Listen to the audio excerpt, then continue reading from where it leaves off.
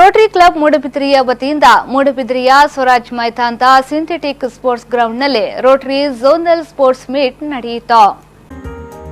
ಕಾರ್ಯಕ್ರಮದ ಮುಖ್ಯ ಅತಿಥಿಗಳಾಗಿ ಮಾಜಿ ಸಚಿವ ಕೆ ಅಭಯ್ ಚಂದ್ರ ಜೈನ್ ಹಾಗೂ ಇಂಡಿಯನ್ ಕೋಸ್ಟ್ ಗಾರ್ಡ್ ಕರ್ನಾಟಕದ ಕಮಾಂಡರ್ ಡಿಜಿಐ ಎಸ್ಎಸ್ ತಹಸೀಲ್ದಾರ್ ಟಿಎಂ ರವರು ಆಗಮಿಸಿದ್ರು.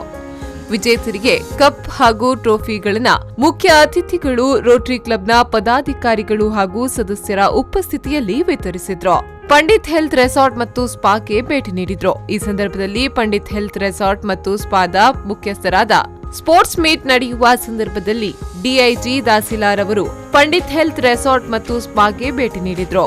ಈ ಸಂದರ್ಭದಲ್ಲಿ ಪಂಡಿತ್ ಹೆಲ್ತ್ ರೆಸಾರ್ಟ್ ಮತ್ತು ಸ್ಪಾದ ಮುಖ್ಯಸ್ಥರಾದ ರೂಬಿ ಅಗರ್ವಾಲ್ ರವರು ಸ್ವಾಗತಿಸಿದ್ರು.